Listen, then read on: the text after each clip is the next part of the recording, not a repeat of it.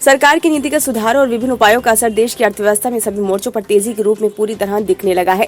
तीसरी तिमाही में जीडीपी में उम्मीद से तेज बढ़ोतरी के बाद अब सरकार को फरवरी 2024 में जीएसटी के जरिए चौथी बार सबसे ज्यादा 1.68 लाख करोड़ रुपए की कमाई हुई है। इसकी प्रमुख वजह घरेलू बिक्री और आयात का बढ़ना है। इसके साथ ही चालू वित्त वर्ष के पहले 11 महीनों में सकल जीएसटी संग्रह 18.40 लाख करोड़ रुपए पहुंच गया। ये पिछले वित्त वर्ष की समान अवधि के कर के संग्रह से 11.7% अधिक है।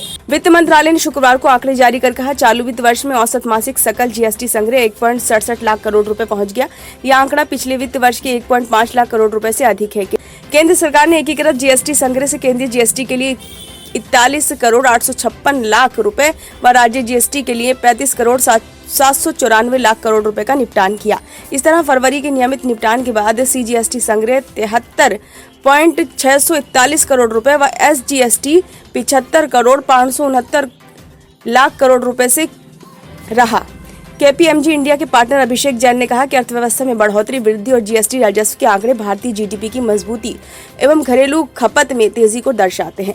डेलॉय इंडिया के पार्टनर एमएस मणि ने कहा कि तीसरी तिमाही के लिए मजबूत जीडीपी आंकड़ों के बाद अच्छा जीएसटी संग्रह सभी क्षेत्रों में व्यापक खपत को दर्शाता है। उन्होंने कहा कि लगभग सभी प्रमुख राज्यों में जीएसटी संग्रह में 8 से 21% तक की प्रभावशाली वृद्धि हुई है। इससे पता चलता है कि सभी राज्यों में उपभोग बढ़ रहा है।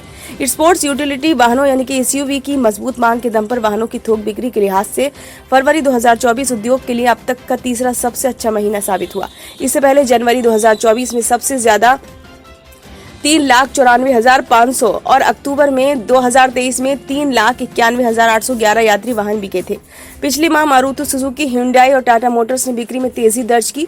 मारुति सुजुकी इंडिया ने फरवरी 2024 में थोक बाजार में 1,97,441 वाहन बेचे। यह आंकड़ा एक साल पहले की समान अवधि के 1,72,321 इकाइयों में 15% अधिक है। घरेलू यात्री वाहनों की बिक्री भी 9% बढ़कर 1,60,271 इकाई पहुंच गई। hyundai मोटर इंडिया की बिक्री सालाना आधार पर 4.5% बढ़कर 60,501 इकाई पहुंच गई। टाटा मोटर्स की कुल थोक बिक्री 8% बढ़कर 86,406 इकाई पहुंच गई। दोपहिया बिक्री में भी उछाल। टीवीएस मोटर के दोपहिया वाहनों की थोक बिक्री 33% बढ़कर 3,68,424 इकाई पहुंच गई। होंडा मोटरसाइकिल ने 4,58,711 दोपहिया वाहन बेचे, जो सालाना आधार पर 86% ज्यादा है। बजाज ऑटो की बिक्री में 25% और रॉयल एनफील्ड में 6% तेजी रही। कारखानों में उत्पादन और बिक्री में तेज बढ़ोतरी के बीच देश के विनिर्माण क्षेत्र की वृद्धि दर फरवरी 2024 में 5 महीने के उच्चतम स्तर पर पहुंच गई। इसमें घरेलू और बाहरी मांगों की महत्वपूर्ण भूमिका रही। शुक्रवार को जारी मौसमी रूप से समायोजित HSBC इंडिया विनिर्माण खरीद प्रबंधक सूचकांक यानी कि PMI फरवरी में बढ़कर 56.9 पहुंच गया। जनवरी 2024 में ये 56.5 रहा था।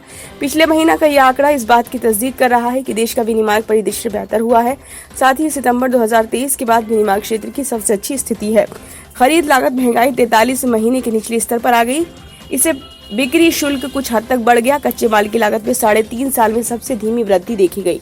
मजबूत घरेलू मांग के अलावा ऑस्ट्रेलिया, बांग्लादेश, ब्राजील, कनाडा, चीन, यूरोप, इंडोनेशिया, अमेरिका और संयुक्त अरब अमीरात से मांग बढ़ने के कारण नए निर्यात ऑर्डर भी 21 महीनों का सबसे मजबूत विस्तार देखने को मिला है।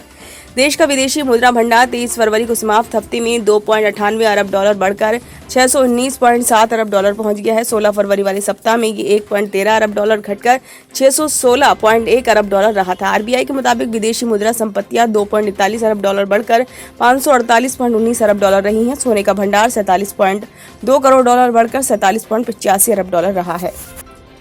ब्यूरो रिपोर्ट, नई दिल्ली।